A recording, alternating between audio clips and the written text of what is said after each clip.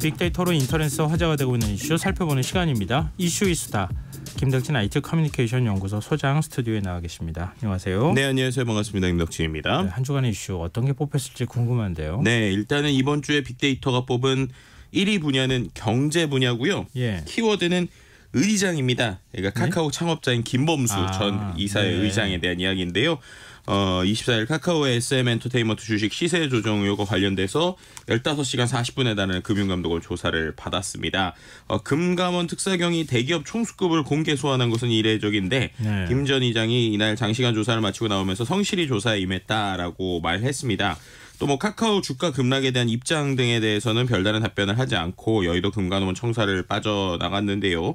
실제로 뭐 계속적으로 얘기 나오고 있지만 SM엔터테인먼트 경영권 인수 때 이 시세 조정에 대한 의혹이 계속 제기되고 있는 상황이고요. 예. 여기에 있어서 뭐 예를 들면은 하이브가 SM엔터테인먼트에 대한 비정상적 매입 행위가 발생했다고 주장을 하면서 카카오의 시세 조정 의혹이 불거진 거죠. 그러니까는 이 SM을 두고 하이브와 카카오가 이제 어떻게 보면 인수 전쟁이 있었던 것이고요. 네네. 근데 그 부분에 있어서 뭐 단순히 이제 카카오뿐만 아니라 뭐 카카오의 특수 관계에 있는 자산 운용사인 원아시아 파트너스가 뭐 시세 조정에 개입했을 가능성까지 계속 얘기 나오고 있는 상황입니다. 그러다 보니까 어쩔 수 없이 이제 김 전 이장이 이제 소환 조사를 받게 된 상황이라고 보시면 될 것 같은데요. 근데 이제 이게 계속적으로 좀 이슈가 되고 있는 게 아무래도 이 카카오라는 주식 자체를 우리나라에 또 많은 국민들이 이제 구매를 하다 보니까 그렇죠. 주가가 내려가는 것들에 대해서 이제 상당히 좀 불안해하고 이 부분에 있는 영향에 대한 이야기를 계속하고 있고요. 그다음에 이제 카카오가 이제 기존에 얘기했었던 약속들이 몇 가지 지켜지지 않은 것들이 이번에 같이 나오다 보니까 이슈가 되는 것 같아요. 가장 대표적인 게 이른바 이제 골목상권 침해하지 않겠다라고 하는 맥락에서 나왔었던 게 이제 계열사에 대한 이야기가 있었죠. 계열사 숫자 줄이겠다고 했었잖아요. 그렇죠. 그래서 계열사를 이제 오히려 줄인다고 했는데 2년 반 동안 오히려 늘어났다라고 하는 뉴스들이 나오고 있는 거예요. 예를 들면은 2년 반 전에 105개였던 그것도 상당히 많죠. 105개의 계열사가 지난 8월 기준으로 이제 144개.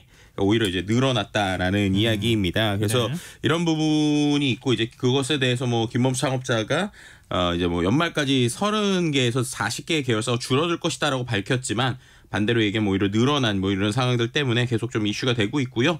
또 이제 이번 그 사법 리스크 뭐 이런 만약에 주가 조작 관련된 이슈가 발견이 됐을 때는 금융업의 핵심 계열사인 카카오뱅크에 대해서 지배력을 잃을 수도 있다. 뭐 이런 얘기들이 나오다 보니까 예. 향후에 이제 뭐 카카오와 관련된 여러 회사들의 주가 그리고 과연 이 카카오라고 하는 아주 빠르게 성장한 공룡 기업이 어떻게 될 것인가에 대한 좀 이야기들이 계속 나오고 있다 이렇게 말씀드릴 수 있을 것 같습니다.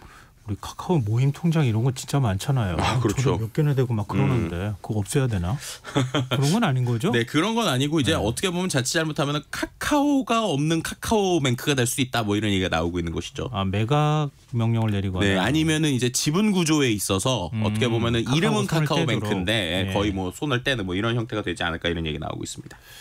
이게 과욕이 부른 참사인지 아니면은 아직까지는 그냥 혐의 내용이기 때문에 우리가 너무 이걸 심각하게 받아들이는 건지 참 지금 아직까지는 판단하기가 좀 어려운 것 같습니다. 조금 더 지켜보긴 해야 될 것 같습니다. 경제 분야 키워드가 또 있다고요? 네, 이창용 한국은행 총재에 대한 이야기인데요.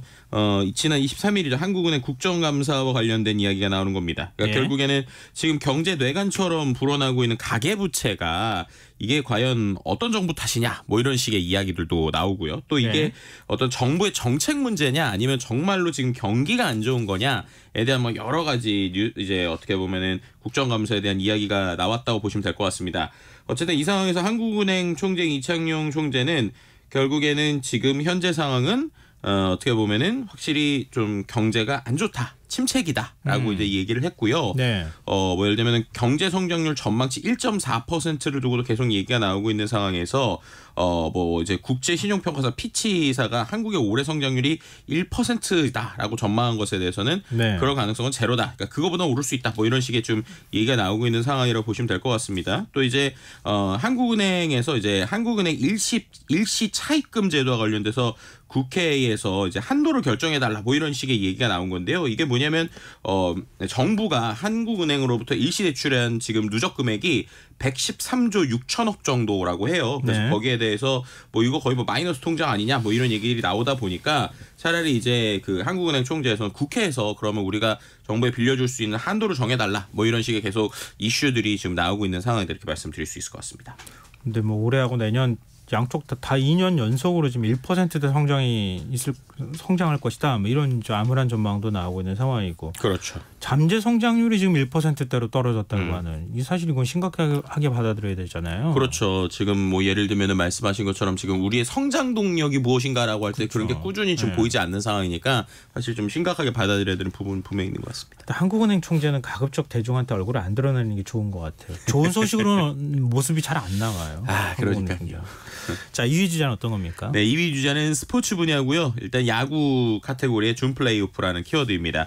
이른바 이제 가을 야구라고 우리가 표현을 하죠. 이제 어떻게 보면은 한 해의 농사의 끝을 보고 있는 상황인데요. 프로야구 지금 NC 다이노스 그리고 SSG가 지금 준 플레이오프를 하고 있는 상황인데 네. SSG를 NC 다이노스가 2차전에서 7대3으로 제압을 했고요.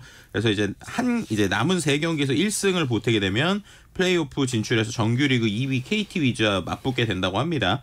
네, 여기에서 이제 내일 3차전이 벌어지는데 네. 말씀드렸듯이 2승을 했던 NC 다이노스의 창원 홈구장에서 이제 해요. 근데 좀 흥미로웠던 게 시구자가 보통 있잖아요. 근데 시구자가 이럴 때 뭐 연예인 나오기도 하고 막 그러는데 이번에 시구자가 이 창원 NC파크 관리를 하시는 관리팀 3분이 선정되셨다고 그래요. 그래서 어떻게 보면은 이 부분에 있어서 이제 팬들을 맞이하는 숨은 노력을 기울이시는 분들이 승리 기원 시구를 맡게 되는데 2011년부터 이제 그라운드 담당하셨던 분, 아니 2016년부터 미화팀에 계셨던 분, 시설팀에 계셨던 분 이런 분들이 계속적으로 오히려 이제 영웅처럼 등장하는 모습이 참 이슈가 되고 있는 상황이고요. 뭐 이제 미화팀 전현 씨 같은 경우에 2016년 손자를 키워보내고 허전한 마음에 일을 찾다가 이런 걸 하게 됐는데 8년 동안 행복한 기억이 있었다. 뭐 이런 식의 어떻게 보면 우리의 평범한 사람들을 올려주는 뭐 이런 마케팅은 상당히 좀 칭찬을 받고 있는 것 같습니다. 그리고 그 외에 또 이제 스포츠 분야의 반가운 키워드 손흥민 선수 또 이제 나오게 됐죠. 네. 오늘 새벽에 있었던 잉글리시 이제 프리미어 리그에서 지금 7호 골을 터뜨리게 됐고요. 1골 1도움 활약을 하면서 풀럼을 이제 2대0으로 제압을 했는데 이렇게 되면서 이제 다시 이제 무패 행진을 이어가면서 리그 선두 자리를 되찾기도 했고 손흥민 선수 통산 110호 골 프리미어 리그 경기에서 기록하기도 했습니다. 뭐 이른바 이제 해리 케인 선수 떠나고 나서 이거 토트넘 안 좋아지는 거 아니냐라고 했지만 손흥민 선수의 이 어떻게 보면은 주장 그리고 공격하는 손흥민 어떻게 보면 또 새로운 관점으로 살아나고 있다 이렇게 말씀드릴 수 있을 것 같습니다. 네. 자, 3위 주제는요? 3위 주제는 산업 분야고요. 키워드는 사우디입니다. 지금 사우디에 여러 가지 우리나라의 붐이 불고 있는 상황인데요. 제일 대표적인 게 현대차인 것 같습니다. 현대차가 중동 최대 자동차 시장인 사우디아라비아에 자동차 조립 합작 공장을 건설하게 된다라는 이야기가 들려왔고요. 네. 한 연 5만 대 규모의 공장을 세우겠다라는 이야기입니다. 이 부분에 있어서 이제 많은 관심들을 보이고 있고 단순히 이 자동차라고 하는 게 뭐 우리가 있는 내연차도 있지만 친환경 자동차 부분에 대해서 실제로 좀 이슈가 되고 있는 부분이 있는 것 같아요. 네. 그리고 또 이제 현대가에 또 있는 현대건설이죠. 현대건설도 지금 3조 2,500억 수준의 자프라 가스 플랜트 수주 계약을 한 것인데요. 네. 이렇게 지금 현대자동차 또 현대건설 이렇게 되다 보니까 결국에는 이제 고 정주영 회장이 지금 생각난다 이런 얘기들이 나오고 있어요. 그래서 그 시절 현대건설을 세운 게 사우디인데 그 이제 어떻게 보면 아들이라고 하시는 정의선 이제 부회장께서 지금 하고 있는 이런 부분들이 어떻게 될 것인가에 대해서 이제 정의선 회장의 그 행보에 대한 관심들이 있고요. 또 그 외에도 네이버도 이번에 디지털 트윈과 관련돼서 이 디지털 플랫폼에 대한 좀 큰 또 수주도 이제 일으켜서 우리나라 중동의 관계에 대한 관심들이 높아지고 있다 이렇게 말씀드릴 수 있을 것 같습니다. 아까 정의선 회장 아들이라고 표현하셨나요?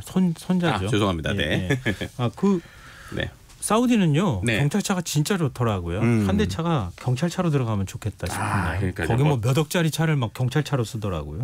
네, 그러니까 현대 전기차가 경찰차가 됐으면 좋겠네요. 네. 네. 4위 주제는요? 4위 주제는 앞서서 나왔었던 이제 이야기인데 사회 분야의 마약이라는 키워드입니다.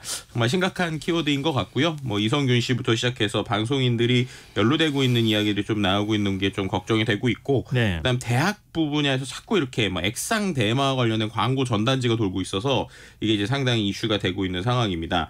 뭐 홍대 주변의 온라인 학생 커뮤니티에 광고물이 올라오기도 하고 또 뭐 네. 건대 근처에서도 광고물이 올라오는데 이게 또 광고물에 QR코드가 붙어 있어서 네. 스캔을 하면은 뭐 신원을 알 수 없는 내용으로 연결되는 뭐 대화와 연결되는 이런 형태들이 있고요. 그럼 거기에 또 광고에다가 합법 대마 뭐 이런 식의 키워드를 써놨다고 그래요. 합법 대마가 어디 있어요? 그러니까요. 합법 대마가 없죠. 근데 네. 어떻게 보면은 지금 학생들이 괜히 이제 어떻게 보면 이렇게 호기심을 이끌 수 있는 합법이니까 괜찮아 이런 식의 표현이 나오는데 말씀하신 것처럼 우리나라에서 의료 목적을 제외한 대마법이 모두 불법이다라는 거 꼭 인지하시고 혹시나 이런 광고 보시더라도 절대 하면 안 된다 이런 말씀 드릴 수 있어요. 광고 전단지 뿌린 사람이 잡혔는데 뭐 네. 사기라 그랬다고 그러잖아요. 네, 다 사기일 거예요.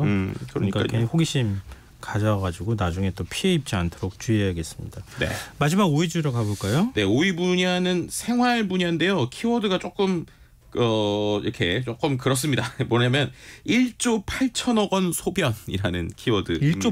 소변이 1조 8천억 원이에요? 네, 이게 뭐냐면 중국의 칭따오 맥주 공장에서 네네. 있었던 한 직원이 원료에 소변을 넣는 영상이 공개되고 나서 파장이 커지고 있는데 네. 이 실제로 영상 속 직원과 촬영자가 체포돼서 수사를 받고 있고 칭따오 맥주 측이 해명을 내놓긴 했지만 소비자들 반응이 여전히 싸늘하다라는 겁니다.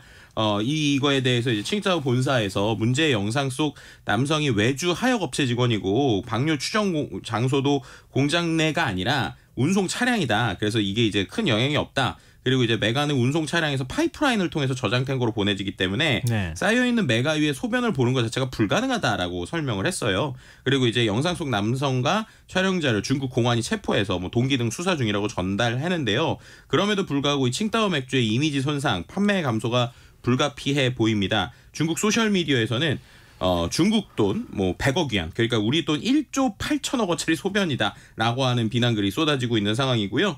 불신이 번지는 양상이고 우리나라에서도 국내 수입처나 식약처가 이 공장 생산품이 중국 내수용으로 국내에 수입되지 않았다라고 강조했지만 어쨌든 지난 주말 국내 편의점에서 칭따오 맥주 판매량 최대 26% 이상 떨어진 것으로 나타났습니다.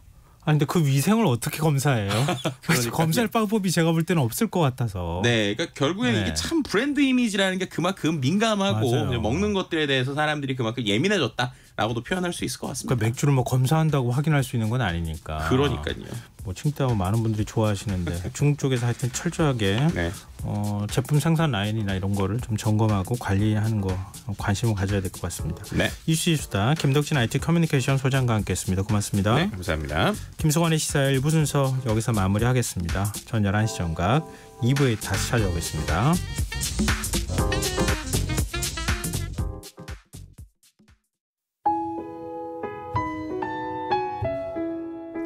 청취자 여러분, 위기가정을 찾아주세요. 어려운 경제 상황 속에서 긴급한 경제적 지원이 필요한데도